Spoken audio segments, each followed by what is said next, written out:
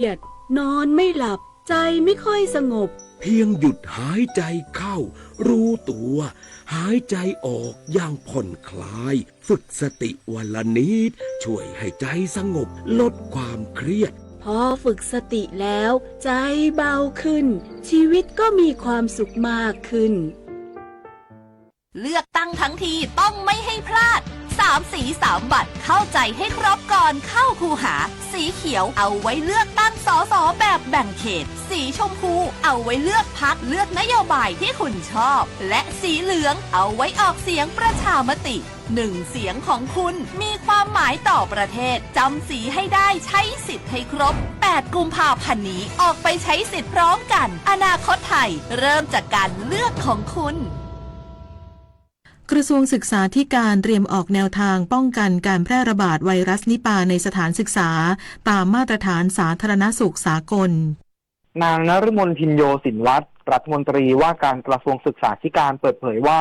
จากสถานการณ์การระบาดของไวรัสนิปาในพื้นที่รัฐเบงกอลตะวันตกของอินเดียตั้งแต่วันที่ 12 มกราคมที่ผ่านมาซึ่งมีผู้ติดเชื้อในพื้นที่และเสียชีวิตนั้นกระทรวงศึกษาธิการได้เฝ้าระวังการแพร่ระบาดของไวรัสนิปาอย่างจริงจังแต่ในขณะนี้ยังไม่พบผู้ติดเชื้อในประเทศและที่ผ่านมาก็ไม่เคยพบแต่ก็ไม่ควรประมาทโดยกระทรวงศึกษาธิการเตรียมออกแนวทางป้องกันการแพร่ระบาดในหน่วยงานและสถานศึกษาตามมาตรการสาธารณสุขกระทรวงสาธารณสุขเพื่อสร้างความปลอดภัยแก่นักเรียนนักศึกษาข้าราชการครูและบุคลากรทางการศึกษาซึ่งเบื้องต้นขอแนะนำให้ทุกคนพยายามดูแลและป้องกันตนเองโดยหลีกเลี่ยงการสัมผัสสัตว์รังโรคและสัตว์พาหะล้างผลไม้ให้สะอาดก่อนรับประทานทุกครั้งหลีกเลี่ยงการสัมผัสสัตว์ป่วยเนื้อสัตว์หรือซากสัตว์โดยเฉพาะค้างคาวสุกรม้าแมวแพะและแกะที่สำคัญคือรักษาสุขอนามัยส่วนบุคคลด้วยการล้างมือด้วยสบู่บ่อยๆใหญ่ควรพบแพทย์ทันทีทั้งนี้ไวรัสนิปาเป็นโรคที่แพร่ได้หลายทางได้แก่แพร่จากสัตว์สู่คนด้วยการสัมผัสโดยตรงกับสัตว์ที่ติดเชื้อแพร่จากคนสู่คนผ่านการสัมผัสใกล้ชิดกับสารคัดหลั่งของผู้ป่วยและแพร่จากการบริโภคน้ำผลไม้ที่เก็บด้วยวิธีการที่ไม่สะอาดและปนเปื้อนจากค้างคาวมีระยะฟักตัวอยู่ที่ 4-14 วันหรืออาจนานได้ถึง 45 วันปุรินทร์ พัฒน์ สอนการรายงานผู้ว่าราชการกรุงเทพมหานครเปิดเผยความคืบหน้าการซ่อมแซมถนนสุดตัวหน้าวชิระพยาบาลยังไม่แล้วเสร็จจึงไม่สามารถเปิดการจราจรได้เพื่อความปลอดภัย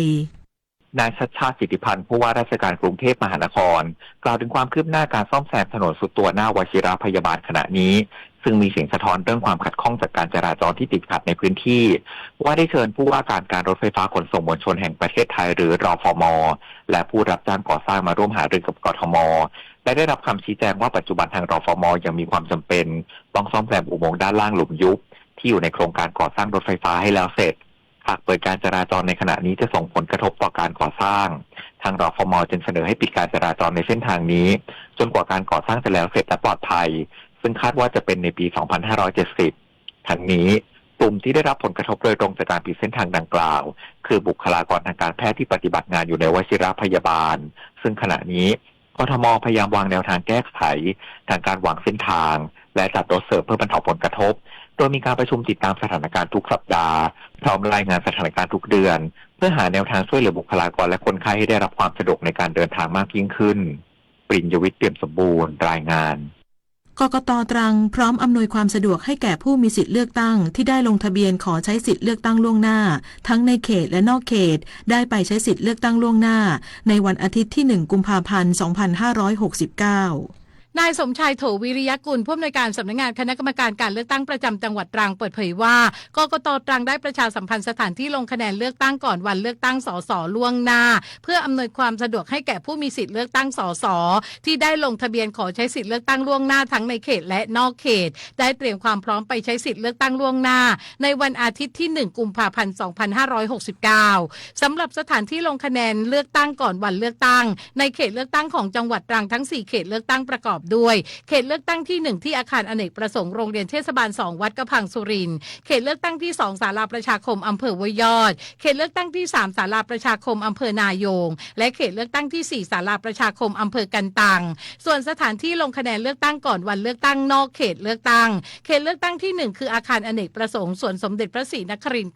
95เขตเลือกตั้งที่2คือสนามแบดมินตันอำเภอห้วยยอดเขตเลือกตั้งที่3คือหอประชุมโรงเรียนสวัสดิ์รัตนาพิมุขอำเภอนายงและเขตเลือกตั้งที่4คืออาคารคอซิมบีเทศบาลเมืองกันตังยศพร อัครไกรศรีสวท.ตรังรายงานจบข่าวคณิษฐายิ้มดีอ่านรับฟังข่าวครั้งต่อไปเวลา 17 นาฬิกาค่ะติดตามข่าวที่นำเสนอไปแล้วได้ที่ www.thainews.prd.go.th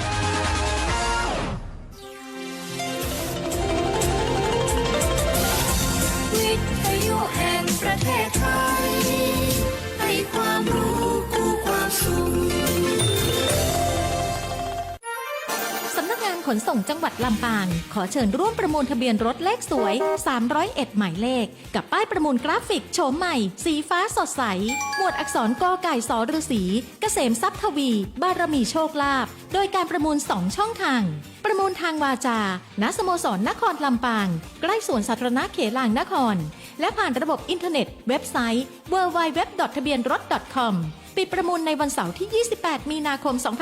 2569 ตั้งแต่เวลา 9 นาฬิกาเป็นต้นไปเรียงตามลำดับหมายเลขรายได้จากการประมูลจะนำเข้ากองทุนเพื่อความปลอดภัยในการใช้รถใช้ถนนสนับสนุนโครงการป้องกันและลดอุบัติเหตุทางถนนป้ายทะเบียนเลขสวยหมวดกไก่สฤษีใช้สำหรับรถเก๋งรถปิกอัพ4ประตูและรถแวนป้ายทุกป้ายได้ทำพิธีอธิษฐานจิตพุทธาภิเษกเรียบร้อยแล้วสนใจสอบถามได้ที่สำนักงานขนส่งจังหวัดลำปางสำนักงานขนส่งสาขาอำเภอเถินสาขาอำเภอแจ้ห่มและสาขาอำเภอเงาโทรศัพท์ 054-265-140 และ 054-265-143 ID Line 093-198-1699 Facebook สำนักงานขนส่งจังหวัดลำปางกรมการขนส่งทางบกหรือสายด่วน 1584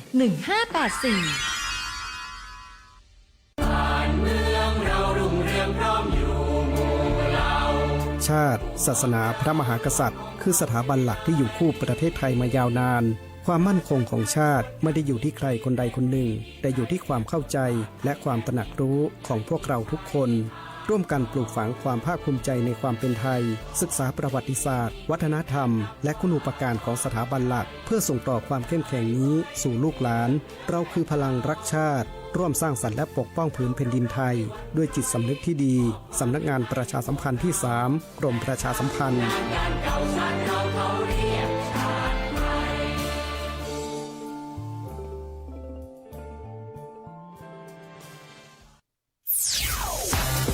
คุณกำลังฟัง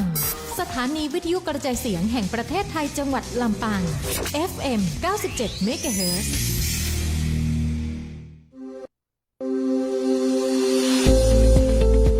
หลากหลายข้อมูลข่าวสารจากรัฐจัดเต็มข่าวเด่นในพื้นที่เมืองเหนือ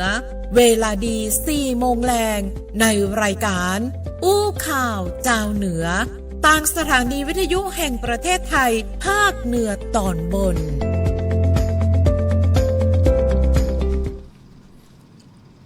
สวัสดีเจ้า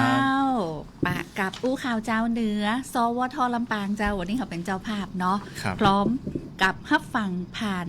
สถานีต่างๆใน8จังหวัดภาคเหนือตอนบนที่เหลือตัวเนาะครับทั้ง10 11สถานีทั้งหลายนะครับเจ้าก็ฟังพร้อมกันนะครับถึงทางวิทยุและก็ทางผ่านทาง Facebook ไลฟ์ตัวนะครับในทุกสถานีที่ได้ฟังกันในช่วงนี้ครับเจ้าวันนี้ข้าเจ้าชุติการเราชัยครับผมบรรหารสุยะครับครับหน้าที่ดำเนินรายการอู้เอิญข่าวสารในวันนี้ในช่วงแรกเราจะไปกันที่ช่วงข่าวสารบ้านเฮาเจียงใหม่ลำพูนลำปางแม่ฮ่องสอนเจ้า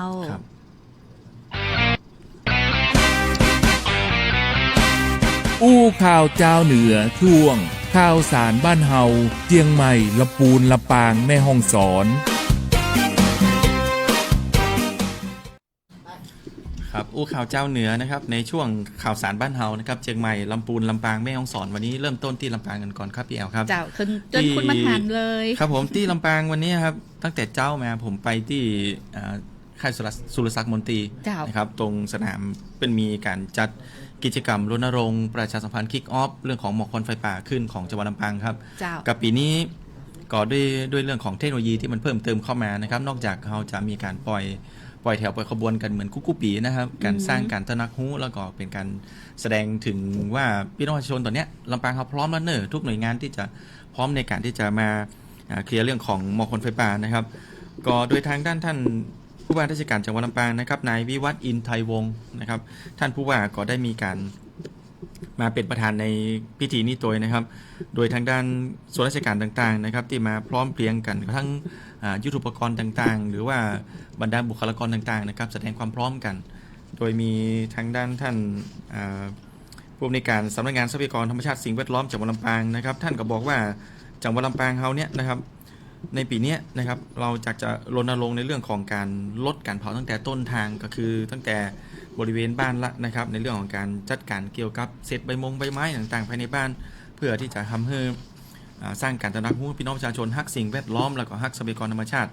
นะครับโดยมีภาคส่วนต่างๆเนี่ยก็จะเป็นแหมแรงหนุนหนึ่งในการที่จะช่วยเรื่องของหากเกิดหรือว่าบ่เกิดอะไรอย่างต่างๆแล้วเนี่ยเจ้าหน้าที่ก็จะมีตึงสภาพกำลังต่างๆนะครับว่าจะเป็นรถน้ำก๊าซเครื่องจักรบุคลากรต่างๆที่อยู่ในพื้นที่เนี่ยจะบูรณาการทำงานร่วมกันเพื่อช่วยให้อากาศของจังหวัดลำปางเขานั้นนะครับสดใสแล้วก็บ่มีไฟนักไปกว่านี้นะครับเพราะว่าเขาตั้งเป้าไว้ว่าจะลดลงเรื่องของจุดฮอตสปอตแล้วก็จุดความร้อนนะครับพื้นที่เผาไหม้แล้วก็ค่าคุณภาพอากาศที่เกินค่ามาตรฐานเนี่ยของปีนี้ลดลง 10% ของปีที่แล้วนะครับซึ่งทางจังหวัดลำปางก็ขอความร่วมมือนะครับพี่น้องประชาชนงดการเผานะครับแล้วก็ปรับเปลี่ยนวิธีการในการบริหารจัดการเชื้อเพลิงอย่างถูกวิธีแทนการเผาตัวนะครับเพื่อที่จะช่วยเรื่องของอากาศที่มันดีขึ้นนะครับแล้วก็ยมป.นะครับช่วยสอดส่องดูแลแล้วก็เฝ้าระวังป้องกันพื้นที่ป่านะครับหากพบว่ามีการกระทำความผิดมีการจุดการเผาที่ไหนนั่นก็คือให้แจ้งไปที่ศูนย์รับแจ้งเหตุไฟป่าหมอกควันและฝุ่นละอองขนาดเล็ก PM 2.5 จังหวัดลำปางที่หมายเลขโทรศัพท์054265072-4ตลอด24ชั่วโมงครับเจ้าจากจังหวัดลำปางแล้วไปที่เชียงใหม่เจ้าที่แม่ริมเริ่มแล้วนะเจ้าการเปลี่ยนใบไม้ให้เป็นเงินลดฝุ่นพิษเจ้ากรมส่งเสริมการเกษตรชูวิสาหกิจชุมชนสร้างป่าสร้างรายได้เพิ่มมูลค่าป่าไม้บ้านสร้างเปลี่ยนใบไม้กลายเป็นเงินสดนะเจ้าก็คือลด PM 2.5 ที่เชียงใหม่นะเจ้าซึ่งทางด้านเกษตรจังหวัดเชียงใหม่นายเสน่ห์แสงคำเจ้าได้เปิดเผยว่าวิสาหกิจชุมชนสร้างป่าสร้างรายได้เพิ่มมูลค่าใบไม้บ้านซางในสวนหมู่4ตำบลขี้เหล็กอำเภอแม่ริมจังหวัดเชียงใหม่ก็ได้รับซื้อขยะใบไม้และกับใบตองตึงที่หล่นในป่านะเจ้ามาแปรรูปเป็นจานเป็นกระถางเป็นกระทงฮักโลกและก็ช่วยลดปัญหาไฟป่า PM 2.5 สร้างรายได้ให้กับชุมชนเจ้าซึ่งต่างวิสาหกิจชุมชนสร้างป่าสร้างรายได้ก็ได้เพิ่มมูลค่าใบไม้ที่บ้านซางซึ่งตอนนี้เป็นกระทำมาเมินละตั้งแต่ปี64นะเจ้าแล้วก็เริ่มจากวิกฤตหมอกควันไฟป่าประกอบกับทางอำเภอแม่ริมเนี่ยมีเขตป่าชุมชนที่มีต้นตองตึงหรือว่าต้นพลวงเนี่ยเป็นไม้ยืนต้นสูงประมาณ20 ถึง 30 เมตรด้วยกันนะเจ้าซึ่งบริเวณที่พบนี่ก็จะเป็นบนดินปนทรายแล้วก็แห้งแล้งที่เขาฮ้องว่าป่าเต็งรังเนี่ยอยู่ในตำบลขี้เหล็กตำบลห้วยทรายตำบลสะหลวงซึ่งทั้งตำบลขี้เหล็กนี่นะเจ้าก็เป็นแหล่งที่ปลูกข้าวปางหรือว่าข้าวโพดหวานตลอดปีนะเจ้าหลังจากที่เก็บเกี่ยวฝักข้าวโพดแล้วก็จะทำให้มีต้นข้าวโพดที่เหลืออยู่เนี่ยจำนวนนักแล้วก็ได้เลยหาวิธีเพิ่มมูลค่า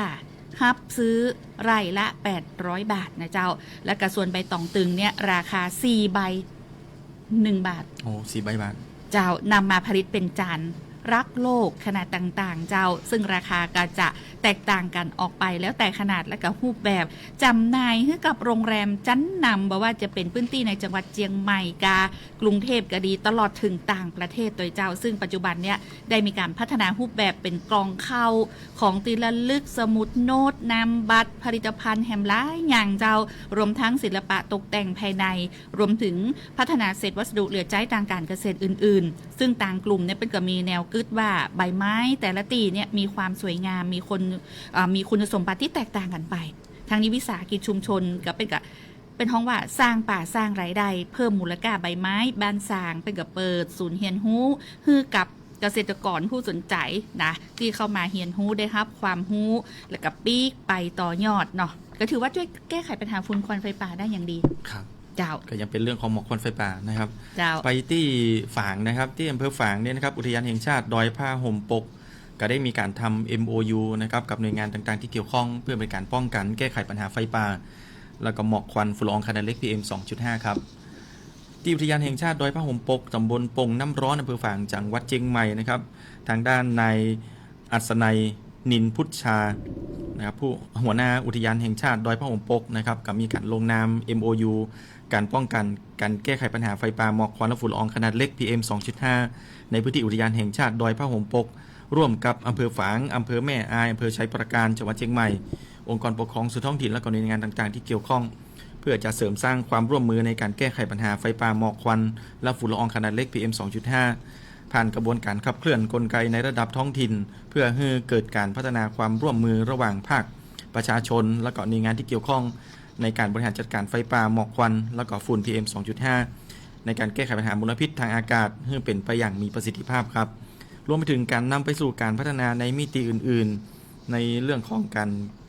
เพื่อให้เกิดการแก้ไขอย่างยั่งยืนนั่นเองโดยทางอุทยานแห่งชาติดอยผ้าห่มปกนี่นะครับก็ได้นำแผนปฏิบัติการเพื่อลดและก็ขจัดมลพิษในเขตควบคุมมลพิษจังหวัดเชียงใหม่แผนปี 2559 จนถึงปี 2571 นะครับมาเป็นกลไกทิศทางหลักในการขับเคลื่อนเพื่อจะควบคุมและก็ป้องกันฝุ่น PM 2.5 จึงได้มีการจัดทำบันทึกข้อตกลงความร่วมมือดังกล่าวขึ้นมานะครับโดยจะพื้นที่ของดอยผ้าห่มปกเนี่ยจะกินพื้นที่อยู่3อำเภอด้วยกันก็คืออำเภอฝางอำเภอแม่อายอำเภอชัยปราการโดยจะมีการบูรณาการทำงานร่วมกันทุกภาคส่วนครับไม่ว่าจะเป็นภาครัฐภาคเอกชนท้องถิ่นผู้นำชุมชนในการที่จะเฝ้าระวังป้องกันการแก้ไขปัญหาอย่างจริงจังและก็ต่อเนื่องในระยะยาวต่อไปครับเจ้ายังอยู่ที่จากฝั่งมาที่ลำพูนนะเจ้าป้อเมืองลำพูนพบปะนักเรียนโรงเรียนจักคำนะเจ้าเพื่อประชาสัมพันธ์การเลือกตั้ง 2569 นะเจ้าแล้วก็เป็นว่าจะต้องป้องกันแชมป์ไว้ให้ได้เพราะว่าลำพูนนี่เป็นได้แชมป์ติดต่อกันนี่เป็นสมัยที่16แล้วนะเรื่องของการออกไปใจสิทธิ์ใจเสียงเนาะที่โรงเรียนจักคำคณาธรจังหวัดลำปูนนะเจ้านายปิยพงษ์ชูวงศ์ผู้ว่าราชการจังหวัดลำพูนนะเจ้าพร้อมด้วยนางรุ่งทิพย์ทาวดีศึกษาธิการจังหวัดลำพูนนายศักดาสกุลโกศลเจ้ารองผู้อำนวยการสำนักงานคณะกรรมการการเลือกตั้งประจำจังหวัดลำพูนนางสาวธานิตาแจงชัดนะเจ้าประชาพันธ์จังหวัดลำพูนแล้วก็ผู้อำนวยการโรงเรียนจักคำคณาธรจังหวัดลำพูนก็ลงพื้นที่พบปะนักเรียนที่หน้าเสาธงเจ้าเพื่อประชาสัมพันธ์เรื่องของการเลือกตั้งปี 2569 ป้องแชมป์นะรวมพลังเจ้าลำพูนป้องกันแชมป์เลือกตั้งสมัยที่16เพื่อกระตุ้นให้นักเรียนเนี่ยได้ตระหนักถึงสิทธิและหน้าที่โดยสื่อสารผ่านละอ่อนนักเรียนเนี่ยเป็นอย่างผู้ปกครองเจ้าเพราะว่าละอ่อนนี่ถือว่าเป็นเมสเซนเจอร์ที่เข้าถึงหัวใจของพ่อแม่ผู้ปกครองได้ดีที่สุดนะเจ้าและก็ขอความร่วมมือในการเผยแพร่ข่าวสารการรณรงค์เรื่องการเลือกตั้งผ่านสื่อออนไลน์หน้าเสาธงเสียงต่ำสายในโรงเรียนนะเจ้าพร้อมตั้งเป้าว่าประชาชนต้องออกมาทำหน้าที่ใจสิทธิ์บ่น้อยกว่า85%อีนะเพื่อที่จะรักษาสถิติผู้ออกมาเลือกตั้งนักที่สุดในประเทศไทยเป็นสมัยที่16เป็นว่าจะอ่านจังหวัดอื่นก็ต้องขจายเนื้อถ้าอยากได้แชมป์นะอันนี้สมัยที่16นะต้องออกมาใจสิทธิ์กันนักนะครับเจ้าครับจากลำพูนแล้วไปที่แม่ฮ่องสอนครับที่แม่ฮ่องสอนนั้นนะครับขอไว้นะครับที่แม่ฮ่องสอนเนี่ยนะครับทางด้านพม.นะครับพัฒนาสังคมและความมั่นคงของมนุษย์นะครับก็ได้มีการบูรณาการทุกภาคส่วนออกหน่วยเคลื่อนที่นะครับบริการประชาชนในการพัฒนาคุณภาพชีวิตทุกช่วงวัย จังหวัดแม่ฮ่องสอนนะครับที่โรงเรียนเทศบาล3ตำบลจองคำอำเภอเมืองแม่ฮ่องสอนนะครับกระทรวงการพัฒนาสังคมและความมั่นคงของมนุษย์ก็ได้มีการจัดทำโครงการบูรณาการความร่วมมือพัฒนาคุณภาพชีวิตทุกช่วงวัยนะครับกิจกรรมการออกหน่วยเคลื่อนที่ให้บริการประชาชนที่มาขออภัยนะครับเพื่อขับเคลื่อนนโยบายพม.ใกล้คุณประจำปี 2519กับมีทางด้านนายกิตติอินทรกุลนะครับรองปลัดกระทรวงการพัฒนาสังคมและความมั่นคงของมนุษย์นะครับมาเป็นประธานในพิธีพร้อมกับหน่วยงานที่เกี่ยวข้องนะครับแล้วก็พี่น้องประชาชนมาร่วมกิจกรรมกันสำหรับโครงการดังกล่าวนั้นกับเป็นการบูรณาการความร่วมมือของทุกภาคส่วนนะครับเพื่อจะมาพัฒนาคุณภาพชีวิตพี่น้องประชาชนทุกช่วงวัยนะครับเพื่อเข้าถึงสิทธิสวัสดิการต่างๆในการคุ้มครองทางสังคมนะครับอย่างทั่วถึงการภายใต้การแก้ไขปัญหาครัวเรือนเปราะบางแบบองค์รวม4ด้านนะครับก็คือเรื่องของการลดรายจ่ายสร้างรายได้แล้วก็จัดการหนี้สินผ่านศูนย์พม.รีสตาร์ทแล้วก็การพัฒนาบุคลากรด้านสังคมซึ่งภายในงานนี้ก็มีการจัดบูธนะครับบอกว่าจะเป็นบูธสวัสดิการสังคมการส่งเสริมอาชีพและก็อื่นๆแหมนะครับก็มีพี่น้องประชาชนมาร่วมงานกว่า400คนนะครับก็สะท้อนถึงเรื่องของการทางด้านกระทรวงการพัฒนาสังคมและความมั่นคงของมนุษย์นะครับในการดูแลประชาชนอย่างทั่วถึงโดยบัดทิ้งไผ่ไว้ต่างหลังครับเจ้ายังอยู่ที่แม่ฮ่องสอนอยู่นะเจ้าแม่เสรียงมูลนิธินะเจ้าการจนะบารมีร่วมกับกระทรวงสาธารณสุขเจ้าออกหน่วยบริการตรวจคัดกรองมะเร็งเต้านมด้วยเครื่องเอ็กซเรย์เต้านมเคลื่อนที่หรือที่ฮ้องกันเมโมแกรมนี่นะเจ้าที่อำเภอศพเมยจังหวัดแม่ฮ่องสอนโรงเรียนศพเมยวิทยาคมเจ้าโดยเปิ้ลก็บอกว่าโครงการนี้นะเจ้าเป็นโครงการที่คัดกรองมะเร็งเนาะในส่วนของกลุ่มเสี่ยงที่เป็นแม่หญิงแล้วก็ผู้ด้อยโอกาสเนาะซึ่งเป็นโครงการคัดกรองมะเร็งประจำปี 2569 โดยมูลนิธิการจนะบารมีนะเจ้าซึ่งเป็นกับเปิดคือบริการตรวจคัดกรองมะเร็งเต้านมมะเร็งนารีเวชระหว่างวันที่26ถึง30มกราคม 2569 เจ้าโครงการดังกล่าวเนี่ยจัดขึ้นเพื่อเฉลิมพระเกียรติพระบาทสมเด็จพระเจ้าอยู่หัวเนื่องในโอกาสพระราชพิธีมหามงคลเฉลิมพระชนมพรรษา6รอบ28กรกฎาคม 2567และก็เพื่อส่งเสริมการเข้าถึงบริการสาธารณสุขการป้องกันการคัดกรองโรคมะเร็งในแม่หญิงนะเจ้าโดยเฉพาะในพื้นที่ธุรกันดารและกับกลุ่มผู้ด้อยโอกาสซึ่งต่างด้านนายแพทย์พิทยาล่าวงศ์ผู้อำนวยการโรงพยาบาลศพเมยก็ได้กล่าวรายงานวัตถุประสงค์ของการจัดงานและก็ได้รับเกียรติจากนายแพทย์ชัยพรพรหมสิงห์ผู้แทนประธานมูลนิธิการจนะบารมีได้กล่าวถึงเจตนารมณ์และกับวัตถุประสงค์ของโครงการซึ่งกับมุ่งหวังช่วยเหลือประชาชนในพื้นที่ห่างไกลและกับผู้ด้อยโอกาสโดยที่ว่าบ่เสียค่าใช้จ่ายใดๆเจ้าคุณบรรหารเจ้าพักกันสักกรรมเจ้าเดี๋ยวเรามาต่อกันในช่วงของข่าวสารบ้านเฮาเจียงไฮ้พะเยาแป้น่านเจ้าคุณเทกี้เดี๋ยวช่วยจอดข้างหน้าให้แสงล่าแวะซื้อของไปฝากคุณชายกบแป๊บหนึ่งได้ไหมคะได้ครับผมจอดแป๊บเดียวไม่ต้องดับเครื่องก็ได้มั้งครับกลับขึ้นมาก็จะได้นั่งสบายๆแอร์เย็นฉ่ำๆรอเลยไม่ได้แสงล่าจะใครซี่อย่าหาทำเชียวนะคะต้องดับเครื่องก่อนค่ะเจ้าฝุ่น PM 2.5 เนี่ยที่ทำให้เราสุขภาพแย่ทุกวันนี้ก็เพราะนี่ไงคะหนึ่งในสาเหตุสำคัญก็มาจากท่อไอเสียของรถยนต์ที่สัญจรไปมาบนท้องถนนนี่แหละค่ะรับทราบครับผมเช็ครถลดฝุ่นไม่ปรับแต่งเครื่องยนต์เพิ่มเติมไม่บรรทุกน้ำหนักเกินพิกัดลดการใช้รถยนต์ส่วนตัวหันมาใช้ขนส่งสาธารณะแทนทางเดียวกันไปด้วยกันนุกหนานโอ้ my god ทำถึงมากค่ะปรับพฤติกรรมการใช้รถช่วยลดฝุ่น PM 2.5 สร้างอากาศดีเพื่อเราทุกคนปรารถนาดีจากสำนักงานประชาสัมพันธ์ที่ 3 กรมประชาสัมพันธ์ Thank you คุณเทกี้อู้ข่าวเจ้าเหนือช่วงข่าวสารบ้านเฮาเจียงไฮ้พะเยาแป่น่านครับกลับเข้ามาสู่ในช่วงข่าวสารบ้านเฮาเจียงไฮ้พะเยาแป่น่านนะครับกลับไปเริ่มที่เจียงไฮ้ก่อนเลยนะครับที่เจียงไฮ้นี่นะครับมีการเดินหน้าเสริมศักยภาพ SME อาหารนะครับเปิดกิจกรรมกูรูแชร์ลิงหนุนเติบโตอย่างยั่งยืนครับ ที่โรงแรม MB2 Resort จังหวัดเชียงรายนะครับนายรุตติศักดิ์รังสีรองผู้ว่าราชการจังหวัดเชียงรายก็มาเป็นประธานในการเปิดกิจกรรมถ่ายทอดองค์ความรู้และก็ประสบการณ์จากกูรูต่างๆนะครับหรือว่าผู้เชี่ยวชาญและก็นักปราชญ์เพื่อที่จะมาสนับสนุนการส่งเสริมวิสาหกิจขนาดกลางขนาดย่อมของจังหวัดเชียงรายนะครับซึ่งก็จัดขึ้นโดยทางด้านสำนักงานส่งเสริมวิสาหกิจขนาดกลางขนาดย่อมสำหรับการจัดกิจกรรมดังกล่าวก็เพื่อที่จะมาถ่ายทอดองค์ความรู้จากผู้เชี่ยวชาญต่างๆที่หลากหลายสาขาทั้งหลายเหล่านี้นะครับเป็นการสนับสนุนการพัฒนายกระดับศักยภาพของผู้ประกอบการ SME ในพื้นที่จังหวัดเชียงราย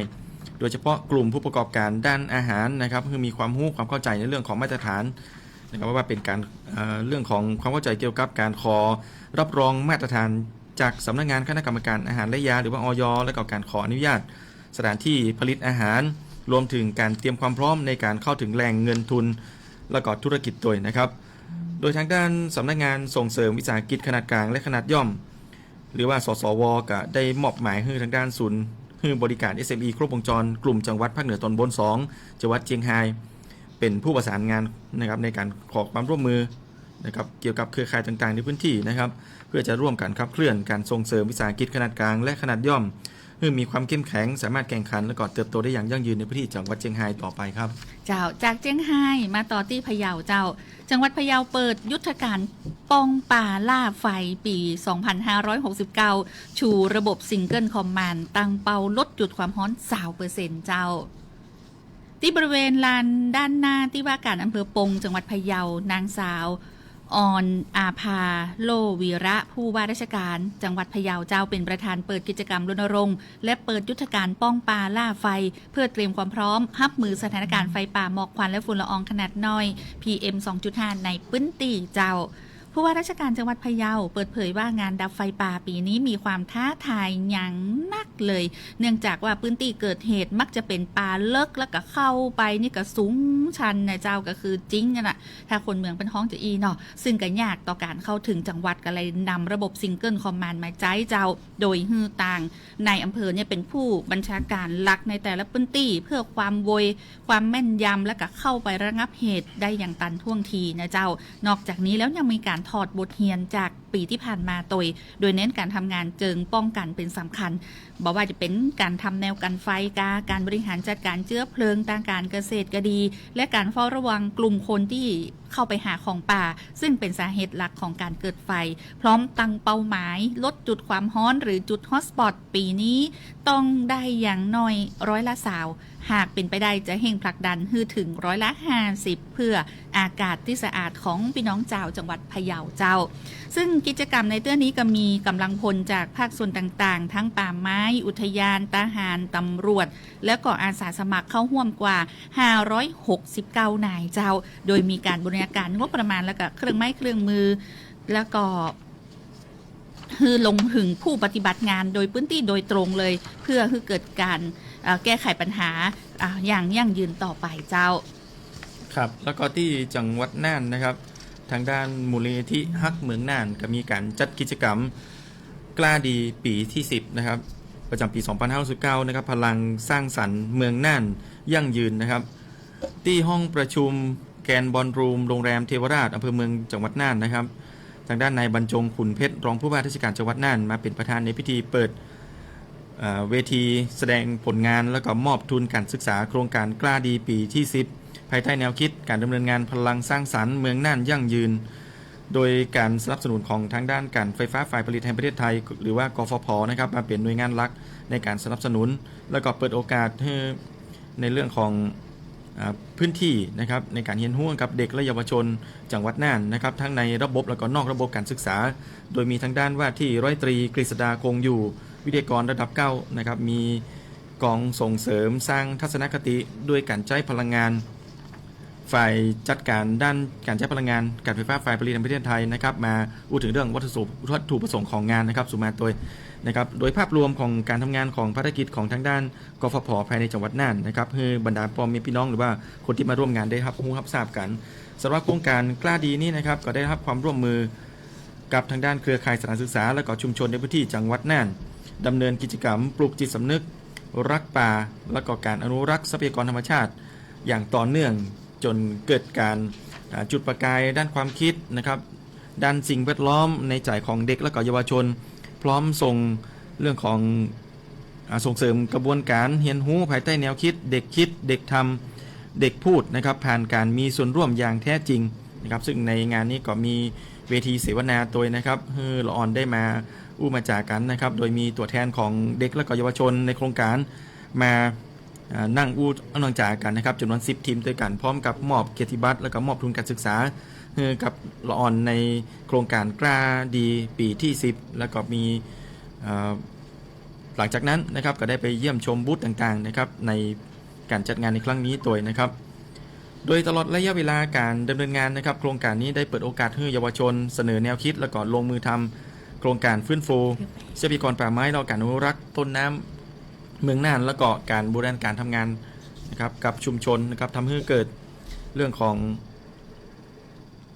ความร่วมมือต่างๆว่าจะเป็นเยาวชนผู้นำชุมชนก่อให้เกิดความสัมพันธ์อันดีก็ส่งผลให้ชุมชนมีความเข้มแข็งแล้วก็ยั่งยืนครับเจ้าจากนั้นแล้วก็ไปที่จังหวัดแปร่เจ้าตำรวจสืบสวนภาค 5ส่วนที่กำลังตำรวจเมืองแปร่บุกทลายรังยาบ้าหวบตัวผู้ต้องหาได้3รายพร้อมของกลาง 1.22 ล้านเม็ดเจ้าหน้าที่ตำรวจชุดปฏิบัติการสืบสวนตำรวจภูธรภาค 5ภายใต้การอำนวยการของพลตำรวจตรีจิตพิสูจน์อิ่มสงวนผู้บังคับการสืบสวนสอบสวนตำรวจภูธรภาค 5ประสานกำลังร่วมกับทางพันตำรวจเอกสุรชัยจันทรมณีผู้กำกับการสถานีตำรวจภูธรเมืองแปร่เปิดปฏิบัติการทลายเครือข่ายยาเสพติดรายใหญ่นำตำรวจเจ้าหน้าที่เนี่ยจะเข้าจู่โจมจับกุมผู้ต้องหาหลังสืบทราบว่ามีการใจพื้นที่จังหวัดแปร่เนี่ยเป็นจุดพักยาเสพติดล็อตใหญ่นะเจ้าซึ่งการปฏิบัติการเตือนนี้ทางตำรวจภูธรภาค 5ก็ได้เฝ้าติดตามพฤติกรรมมาอย่างต่อเนื่องนะเจ้าคือที่ตัวบริเวณจุดกลับรถบ้านปทุมถนนสายแปร่น่านเจ้าหน้าที่ก็เลยแสดงตัวเข้าสกัดจับขยายผลต่อเนื่องไปถึงบ้านสวนที่บ่มีบ้านเล็กที่อยู่ในบ้านป่าอยู่ในหมู่เก้าบ้านแดนชนตำบลเหมืองมออำเภอเมืองจังหวัดแปร่ซึ่งก็ได้เป็นฐานพักยาเสพติดเพื่อที่จะรอส่งต่อเจ้าได้ตัวผู้ต้องหา3รายเนาะยาบ้าที่เป็นของกลางเม็ดแอมเฟตามีนแฮม1,220,000 เม็ดที่ซุกซ่อนอยู่ในห้องหลังบ้านนะเจ้าหน้าที่ก็ได้แจ้งข้อหาร่วมกันมียาเสพติดคือโทษประเภทหนึ่งไว้ในครอบครองเพื่อจำหน่ายอันก่อให้เกิดการแพร่ระบาดในกลุ่มของประชาชนและก็ได้ควบคุมตัวผู้ต้องหาไปทำแผนประกอบกรรมสารภาพแถมทั้งประสานเจ้าหน้าที่พิสูจน์หลักฐานเข้าเก็บลายนิ้วมือแฝงและ DNA เพื่อใช้เป็นหลักฐานพร้อมขยายผลหาตัวการใหญ่ต่อไปแฮมนะเจ้าอันนี้ก็คือทั้งหมดทั้งมวลนะเจ้าข่าวสารในช่วงของอู้ข่าวเจ้าเหนือในวันนี้เจ้าเดียวกำเดียวเจิญติดตามในช่วงของรายการพิเศษใต้ร่มพระบารมีพระพันปีหลวงนอดวันนี้ปะกับสปท.ชุมพรสปท. 5เจ้าวันนี้เขา2คนลาไปก่อนสวัสดีเจ้า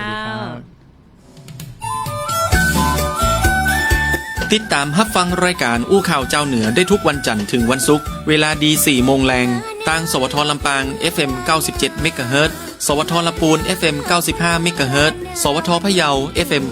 95.25 เมกะเฮิรตซ์สวทแปร่ FM 91 เมกะเฮิรตซ์สวทน่าน FM 94.75 เมกะเฮิรตซ์สวทเชียงใหม่ FM 98 เมกะเฮิรตซ์และ AM 639 กิโลเฮิรตซ์สวท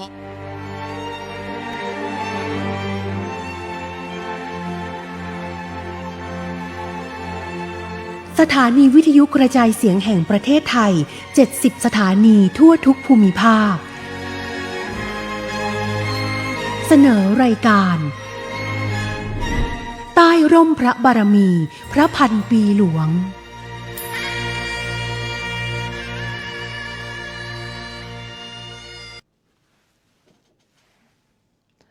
สวัสดีค่ะสวัสดีคุณผู้ชมคุณผู้ฟังทุกท่านนะคะขอ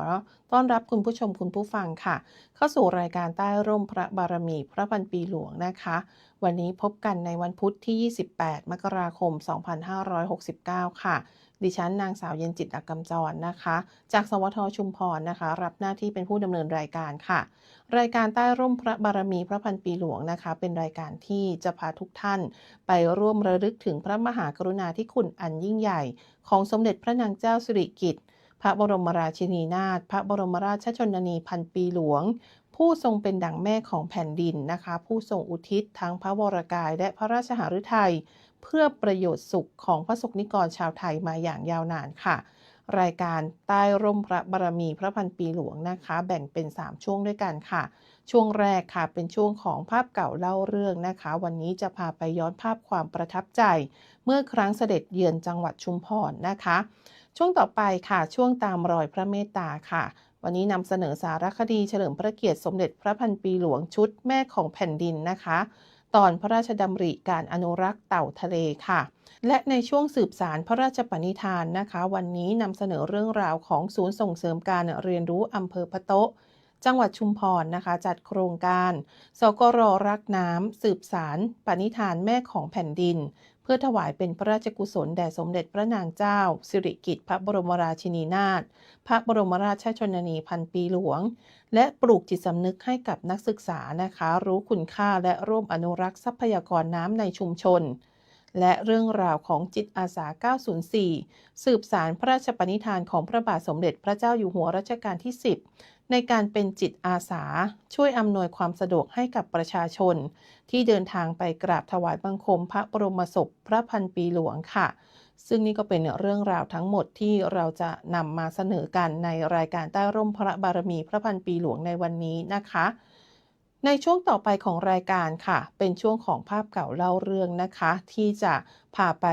ย้อนภาพความประทับใจเมื่อครั้งเสด็จเยือนจังหวัดชุมพรค่ะขอนำทุกท่านเข้าสู่ช่วงภาพเก่าเล่าเรื่อง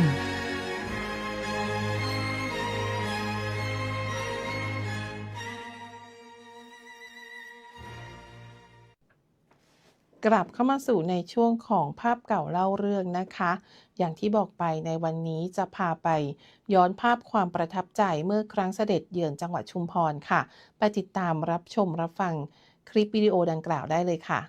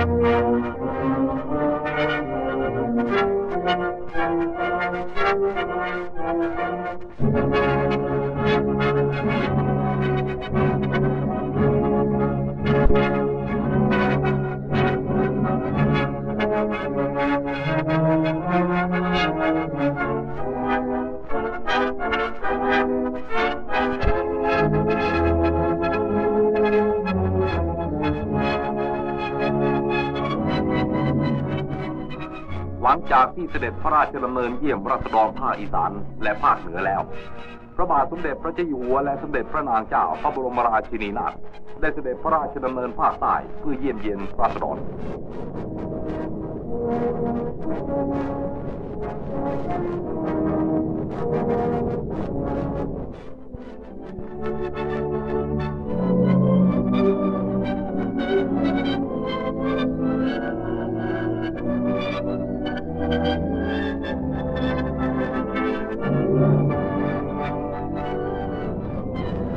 ณนครปฐม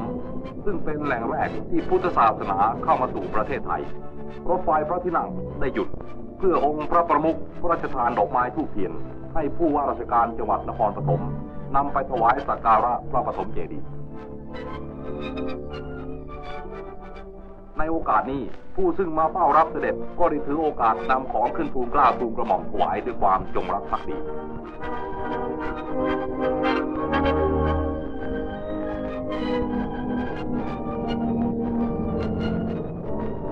ชุมพรเป็นสถานีปลายทางของการเสด็จพระราชดำเนินโดยทางรถไฟพระที่นั่งและนับแต่จังหวัดนี้เป็นต้นไป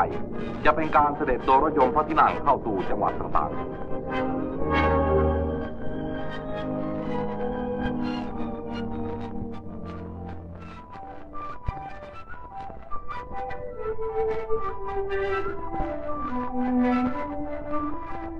ปลัดกระทรวงมหาดไทยได้กราบบังคมทูลพระกรุณา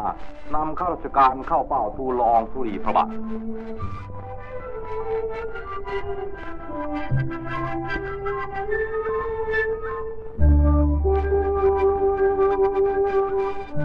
แล้วพระบาทสมเด็จพระเจ้าอยู่หัวเสด็จผ่านตัวเมืองไปยังจวนผู้ว่าราชการจังหวัดซึ่งทางราชการจัดถวายเป็นที่ประทับแรมระหว่างเสด็จพระราชดำเนินราษฎรนับหมื่นได้เปล่งเสียงชัยโยถวายพระพรไปตลอดทาง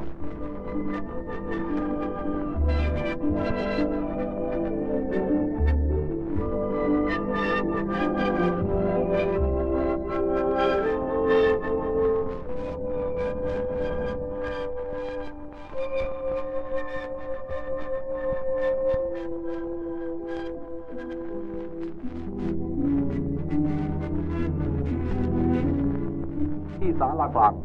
ผู้ว่าราชการจังหวัดชุมพรกราบบังคมทูลพระกรุณานำข้าราชการพร้อมด้วยพัญญาและราษฎรเฝ้าทูลละอองธุลีพระบาทหลังจากที่ทรงมีพระราชดำรัสตอบแล้วก็เสด็จลงเยี่ยมเยียนราษฎรข้าราชการได้ทูลกล้าทูลกระหม่อมถวายเรือจับปลาจำลองทำด้วยเงินอันเป็นสัญลักษณ์ของจังหวัดที่ขึ้นหน้าขึ้นตาอยู่ด้วยอาชีพในการประมง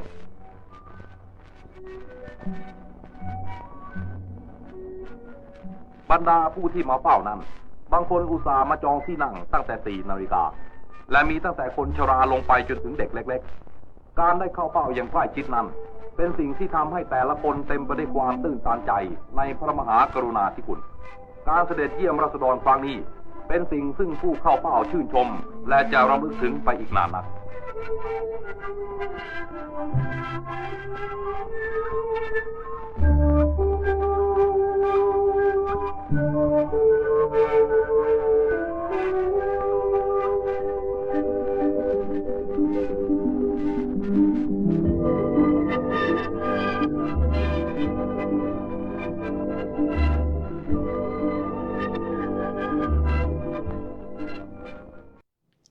คุณผู้ชมคุณผู้ฟังคะจังหวัดชุมพรนะคะเป็นหนึ่งในพื้นที่ที่พระองค์ทรงให้ความสำคัญอย่างยิ่งในอดีตนะคะพระองค์เคยเสด็จพระราชดำเนินมายังจังหวัดของเราค่ะเพื่อส่งเยี่ยมราษฎรตรวจเยี่ยมงานโครงการพัฒนาต่างๆและทอดพระเนตรวิถีชีวิตความเป็นอยู่ของประชาชนอย่างใกล้ชิดนะคะภาพที่ชาวชุมพรยังคงจดจำไม่รู้ลืมก็คือพระอริยบทอันเรียบง่ายอ่อนโยนและเปี่ยมด้วยความเมตตาไม่ว่าพระองค์จะเสด็จไปยังหมู่บ้านห่างไกลโรงเรียนหรือว่าพื้นที่เกษตรกรรมนะคะพระองค์ทรงมีพระราชปณิธานแน่วแน่ในการบำบัดทุกข์บำรุงสุขให้แก่ประชาชนทุกหมู่เหล่าเสียงประชาชนที่เฝ้าต้อนรับเสด็จในครั้งนั้นยังตราตรึงรอยยิ้มความปลื้มปิติและความสำนึกในพระเมตตาที่ยังถูกเล่าขานจากรุ่นสู่รุ่นสำหรับชาวชุมพรแล้วนะคะการได้เข้าเฝ้าในวันนั้นเป็นเกียรติสูงสุดและเป็นหลักฐานของสายพระเมตตาที่แผ่ไพศาลทั่วแผ่นดินใต้ค่ะขอนำทุกท่านเข้าสู่ช่วงตามรอยพระเมตตา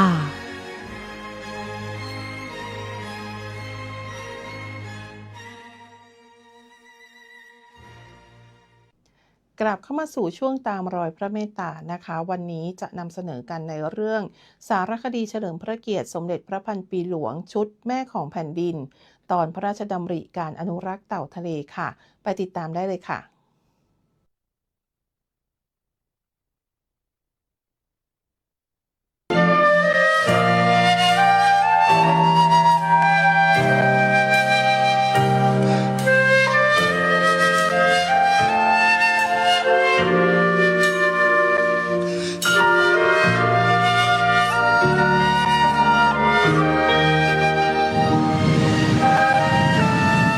สมเด็จพระนางเจ้าพระบรมราชินีนาถทรงมีน้ำพระราชหฤทัยห่วงใยเต่าทะเลอย่างยิ่ง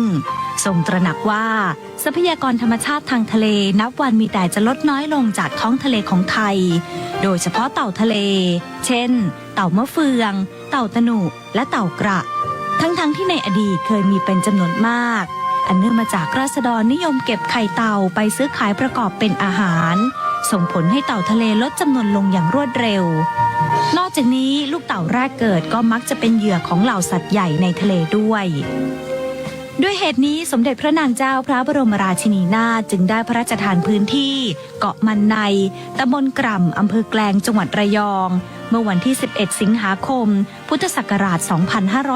2522 ซึ่งมีผู้น้อมเกล้าน้อมกระหม่อมถวายเป็นทรัพย์สินส่วนพระองค์มีเนื้อที่ 137 ไร่สำหรับจัดตั้งเป็นศูนย์กลางอนุรักษ์และขยายพันธุ์เต่าทะเลพระราชทานชื่อว่าโครงการสมเด็จอนุรักษ์พันธุ์เต่าทะเลในครั้งนั้นพระองค์ได้พระราชทานลูกเต่าพ่อพันธุ์แม่พันธุ์เต่าทะเลให้กับผู้แทนจากกรมประมงและกองทัพเรือเพื่อนำไปปล่อยและแพร่ขยายพันธุ์คือเกาะมันในเนี่ยนะครับคือเดิมเนี่ยก็เป็นพื้นที่ที่ทางพระราชินีเนี่ยท่านทรงเห็นความสำคัญว่าสามารถที่จะใช้เป็นพื้นที่ในการอนุรักษ์นะครับทรัพยากรทางทะเลและชายฝั่งท่านจึงพระราชทานให้กับกรมประมงนะครับกรมทรัพยากรทางทะเลและชายฝั่งเนี่ยนะครับเรามีทั้งหมดเนี่ย4แห่งด้วยกันนะครับที่ดำเนินการในเรื่องของการเก็บไข่เต่ามาเพาะแล้วก็อนุบาลจนได้ขนาดที่ปล่อยเนี่ยนะครับก็จะมี4แห่งประกอบไปด้วยจังหวัดภูเก็ตนะครับจังหวัดสงขลาจังหวัดชุมพรของจังหวัดระยองนะครับปัจจุบันคือศูนย์วิจัยและพัฒนาทรัพยากรทางทะเลและชายฝั่งอ่าวไทยฝั่งตะวันออกตำบลปากน้ำประแสอำเภอแกลงจังหวัดระยองสังกัดกรมทรัพยากรทางทะเลและชายฝั่งกระทรวงทรัพยากรธรรมชาติและสิ่งแวดล้อมศูนย์แห่งนี้เป็น1 ใน 4ศูนย์วิจัยและพัฒนาทรัพยากรทางทะเลและชายฝั่งซึ่งดำเนินการภายใต้ความร่วมมือจากกรมประมงและกองทัพเรือดำเนินงานเพื่อเพิ่มทรัพยากรสัตว์น้ำให้มีจำนวนมากขึ้นอาทิขยายพันธุ์เต่าทะเลในธรรมชาตินำไข่เต่ามาทำการเพาะฟักและอนุบาลตามหลักวิชาการจนแข็งแรงแล้วนำปล่อยคืนสู่ธรรมชาติศูนย์วิจัยและพัฒนาทรัพยากรทางทะเลและชายฝั่งอ่าวไทยเกาะมันในพื้นที่พระราชทานแห่งนี้ประกอบด้วยบ่อแบ่งแยกเต่าขนาดเท่ากันเป็นการป้องกันเต่าตัวเล็กจะถูกแย่งอาหารเนื่องจากเต่ามีอายุเท่ากันแต่มีการเจริญเติบโตไม่เท่ากันบ่อพ่อพันธุ์แม่พันธุ์อาทิเต่ากระมีอายุ 10-20 ปีอนุบาลไว้เมื่อถึงฤดูวางไข่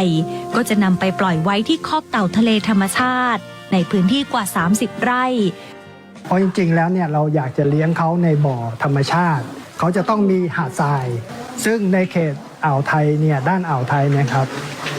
จะมี2ชนิดที่เป็นชนิดเด่นก็คือเต่าตะหนุและเต่ากระนะครับทั้งนี้นะครับในการอนุรักษ์ทรัพยากรทางทะเลและชายฝั่งก็ได้ดำเนินการตามแนวพระราชดำริของสมเด็จพระนางเจ้าพระบรมราชินีนาถมาตลอดนะครับส่วนเต่าที่เห็นเนี่ยนะครับก็เป็นเต่าที่เราเก็บไข่เต่ามาเมื่อปีที่แล้วนะครับแล้วก็ในช่วงเดือนสิงหาคมอันที่จะถึงเนี่ยนะครับก็เราเตรียมเต่าชุดนี้เนี่ยสำหรับในการปล่อยเต่าเพื่อเฉลิมพระเกียรติเดือนสิงหาคมนี้แล้วกว่า30 ปีที่ศูนย์อนุรักษ์พันธุ์เต่าทะเลเกาะมันในได้ดำเนินงานฟื้นฟูการเพิ่มทรัพยากรเต่าทะเลได้เป็นผลสำเร็จอย่างดียิ่งสามารถเพาะขยายพันธุ์เต่าทะเลได้เองกว่าปีละ200ตัวโดยวิธีการนำไข่เต่าจากธรรมชาติมาฟักแล้วเพาะเลี้ยงในบ่ออนุบาลเมื่อเติบโตพอจะดำรงอยู่ด้วยตัวเองได้ทำการปล่อยลงทะเลคืนสู่ธรรมชาติแล้ว 4,141 ตัวนับเป็นพระมหากรุณาธิคุณที่มีพระราชสวนีให้ฟื้นฟูเต่าทะเลได้ก่อให้เกิดความตื่นตัวของประชาชนในการเข้ามามีส่วนร่วมกันอนุรักษ์ทรัพยากรสัตว์น้ำให้ดำรงอยู่คู่ท้องทะเลไทยตลอดไปนอกจากนี้ที่เกาะมันในมีพิพิธภัณฑ์ให้ความรู้เกี่ยวกับการอนุรักษ์พันธุ์เต่าทะเลโดยจะแสดงเกี่ยวกับการเผยแพร่ชีวิตความเป็นอยู่ของเต่าทะเลสายพันธุ์ต่างๆอาทิเต่ากระเต่าตะหนุที่เกาะมันในนี้ได้เปิดเป็นสถานที่ท่องเที่ยวและศึกษาหาความรู้เกี่ยวกับการอนุรักษ์พันธุ์เต่าทะเลเพื่อเป็นการรณรงค์ให้ประชาชนทั่วไปเข้ามามีส่วนร่วมอนุรักษ์เต่าทะเลให้ได้ผลมากยิ่งขึ้นเป็นไปตามพระราชประสงค์ของสมเด็จพระนางเจ้าพระบรมราชินีนาถ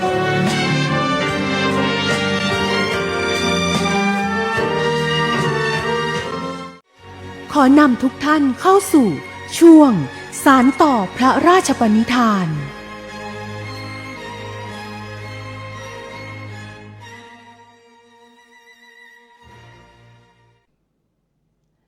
ค่ะกลับเข้าสู่ช่วงสานต่อพระราชปณิธานนะคะ วันนี้นำเสนอเรื่องราวของศูนย์ส่งเสริมการเรียนรู้อำเภอพะโต๊ะจังหวัดชุมพรนะคะ ที่จัดโครงการ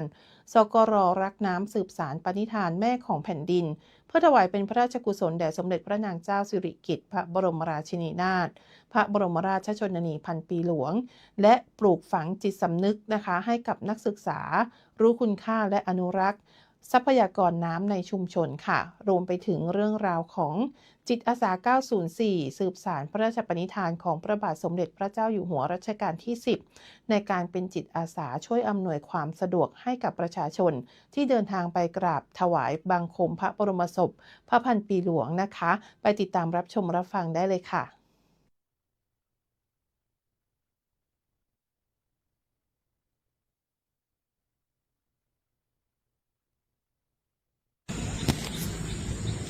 สมเด็จพระพันปีหลวงทรงห่วงใยเรื่องของการอนุรักษ์ทรัพยากรธรรมชาติและแหล่งน้ำของประเทศพระองค์ทรงสอนให้รู้จักคุณค่าของน้ำและใช้น้ำอย่างประหยัดค่ะพวกเราชาวสกร.ระดับอำเภอพะโต๊ะขอร่วมสานต่อพระราชปณิธานแม่ของแผ่นดินด้วยการอนุรักษ์น้ำและดูแลแหล่งน้ำฟื้นฟูรอบตัวเราจะดูแลรักษาป่าต้นน้ำและแม่น้ำเราทำเพราะเราเชื่อว่าน้ำทุกหยดมีคุณค่าและควรเก็บไว้ให้คนรุ่นต่อไปค่ะน้ำคือชีวิตและพระพันปีหลวงเป็นแรงบันดาลใจที่ยิ่งใหญ่ของพวกเราค่ะสกร.รักน้ำสืบสานพระราชปณิธานแม่ของแผ่นดินสวัสดีค่ะชื่อจิตรธรรมามีสิรินะคะจิตอาสา 904 รหัส 1-2 ขอไข่ 012 ค่ะหลักสูตรพื้นฐานภาค 1 ค่ะเป็นจิตอาสา 904 นะคะวันนี้รู้สึกดีใจมากที่ได้มาดูแลอำนวยความสะดวกแขกของพระราชานะคะที่วัดราชบพิตรค่ะแล้วตัวเองเนี่ยเป็นจิตอาสา 904 มีความสุขทุกครั้งที่ได้มาดูแลแขกของพระราชาแล้วจริงๆแล้วต้องบอกว่าถามว่าเหนื่อยไหมตอนแรกอาจจะรู้สึกเหนื่อยเพราะเราต้องมาแต่เช้าแล้วหลายๆท่านก็รอแต่เมื่อมองของแขกพระราชามารอพร้อมกับเราเขาร้อนเขาก็มานั่งรอแล้วความรู้สึกนะคะดีใจมากที่ได้มีโอกาสได้ถวายงานพระองค์ท่านเป็นสิ่งเล็กๆที่เราสามารถทำได้ซึ่งเราเป็นผู้หญิงนะคะเราสามารถทำได้ตรงนี้อยากจะฝากถึงน้องๆทุกท่านหรือทุกท่านนะคะถ้ามีโอกาสไม่จำเป็นต้องเป็นจิตอาสา 904 เป็นถ้าเราเป็นจิตอาสาก็ได้ค่ะมาช่วยกันแล้วก็มารับเสด็จแล้วก็มาคอยดูแลแขกของพระราชาเหมือนพวกพี่ๆได้ค่ะตั้งแต่เช้าค่ะใช่ค่ะเพราะว่าจะมีพี่ๆที่เป็นแขกของพระราชาค่ะมารอรับเสด็จตั้งแต่เช้าเลยตั้งแต่6 โมงเช้าบางท่านมาถึงแล้วอะค่ะเพราะนั้นเราก็จะต้องมาแต่เช้าเพื่อมาดูแลป้าๆมาทำงานด้านนี้กี่ครั้งเลยครับผมโอ้นับไม่ถ้วนค่ะใช่ค่ะแล้วทุกครั้งที่ได้มาทำงานเนี่ยรู้สึกอย่างไรบ้างครับมีความสุขค่ะแค่ได้เห็นเสียงวอบอกว่าVVIP กำลังเสด็จแล้วพอแค่เห็นแล้วได้ยินเสียงของประชาชนแขกของพระราชาที่ตะโกนว่าทรงพระเจริญหรือแค่เห็นแค่แล้วก็หายเหนื่อยค่ะมีความสุขพี่มาจากนครปฐมค่ะฝากอะไรถึงคนรุ่นใหม่ที่อาจจะห่างเหินกับสถาบันพระมหากษัตริย์หน่อยครับพี่อยากให้ลองเปิดใจนะคะบางอย่างที่เราได้ยินว่าเขาเล่าว่าแต่อยากให้เปิดใจสักนิดนึงแล้วลองดูแล้วพี่เชื่อว่าคนรุ่นใหม่จะรักค่ะค่ะทั้งหมดนี้นะคะก็คือเรื่องราวแห่งพระมหากรุณาธิคุณของสมเด็จพระพันปีหลวงนะคะที่ยังคงส่องสว่างในใจพระสงฆ์นิกรชาวไทยเสมอมาสำหรับรายการใต้ร่มพระบารมีพระพันปีหลวงวันนี้ต้องขอลาคุณผู้ชมคุณผู้ฟังทุกท่านไปก่อนนะคะพบกันใหม่ในครั้งต่อไปของรายการกับสวทตรังสปข6ค่ะดิฉันเย็นจิตรกำจรนะคะต้องขอลาทุกท่านไปด้วยความสำนึกในพระเมตตาอันหาที่สุดมิได้ สวัสดีค่ะ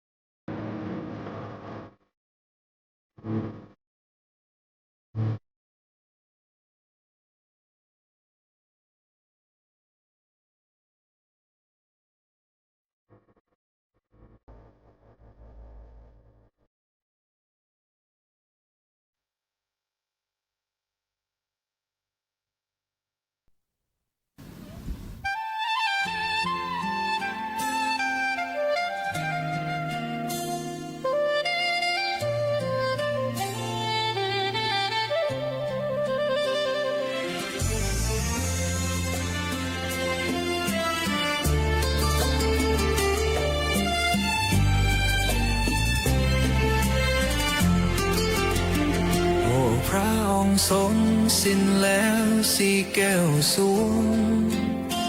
ข้าพระบาททั้งปวงสุดโศกสันทรงเสด็จขึ้นสู่ฟ้าสุดจาบันสู่สวรรค์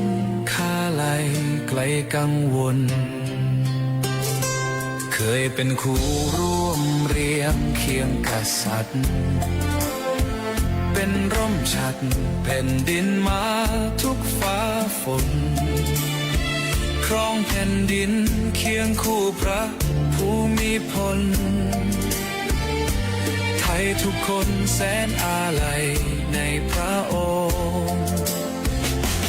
สิ่งที่ทรงพระราชทานงานทุกอย่างทำนุสร้างตามพระ